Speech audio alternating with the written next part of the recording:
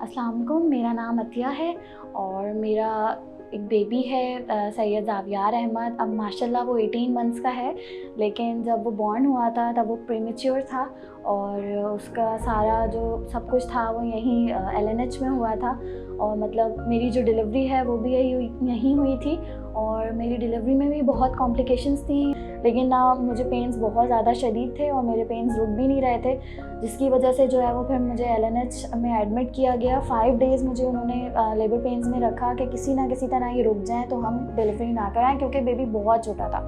लेकिन जो है वो पेन्स स्टॉप ही नहीं, अनस्टॉपेबल थे, तो इस वजह से उनको मजबूरन डिलीवरी करवानी पड़ी।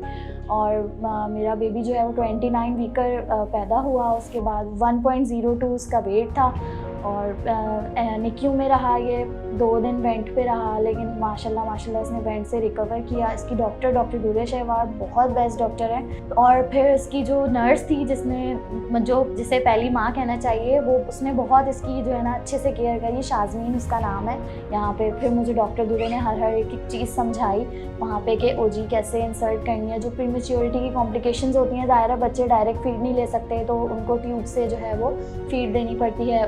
OG डालना सिखाई और जो है वो उसके अलावा जो है उन्होंने KMC सिखाई मुझे यहाँ पे।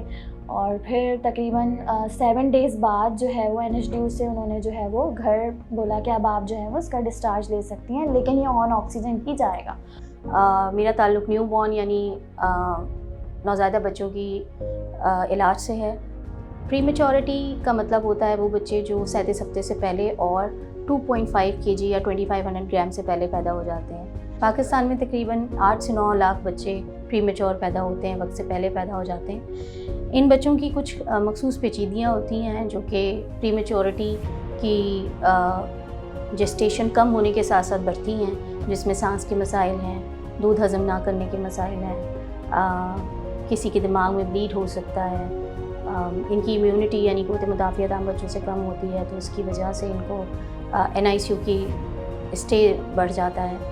मगर ये सारी पेचीदगियाँ वक्ती तौर पे होती हैं और इनका बहुत मौजूद इलाज मौजूद है। Liaquat National Hospital tertiary care centre है जो कि इंटेंसिव और क्रिटिकल केयर प्रोवाइड करता है नौज़ायदा प्रीमेच्योर बच्चों को। जो रीसेंट एग्जांपल है वो एक 29 वीकर है जिनका नाम ज़ावियार है। ये बेबी ऑफ अतिया के साथ के नाम से हमारे पास एडमिट रहे थे। इनका स्टे तकरीबन 1 मंथ 2 डेज़ का था NICU का। ये 29 वीक्स और 1.1 kg पे डिलीवर हुए थे।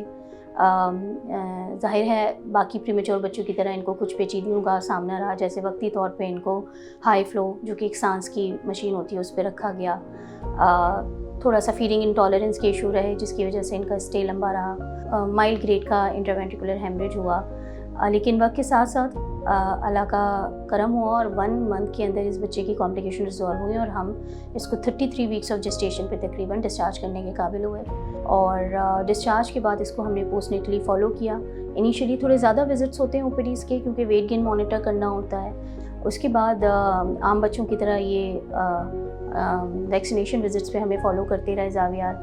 तकरीबन 18-19 मंथ्स के ज़ावियार हो चुके हैं। माशाल्लाह डेवलपमेंटली अप टू डेट हैं, कोई डिले नहीं हुआ है जो आमतौर पे प्रीमेच्योर बच्चों के हिसाब से मिथ है, दिमागी तौर पे पीछे होते हैं, अपनी एक्टिविटीज़ वैसे नहीं परफॉर्म कर पाते जितना कि एक आम बच्चे करते हैं। तो ये मिथ बिल्कुल गलत है। अगर प्री टर्म डिलीवरी हो भी गई है और उस बच्चे को early neonatal care, intensive care अच्छी मिली है, तो ये बच्चे बिल्कुल आम बच्चों की तरह बिहेव करते हैं।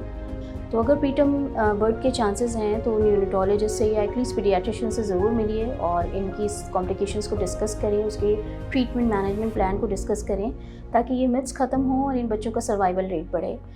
आई होप कोलैबोरेटिव कामों के ज़रिए हम प्रीमेच्योरिटी में मज़ीद कामयाबी हासिल करेंगे और जो जेस्टेशन अभी हमारी 24 वीक्स की है पाकिस्तान को, इंशाल्लाह इसको हम मज़ीद नैरो डाउन करके बाकी डेवलपमेंटल ममालिक की तरह 22-23 वीक्स पे ला सकें। Thank you so much.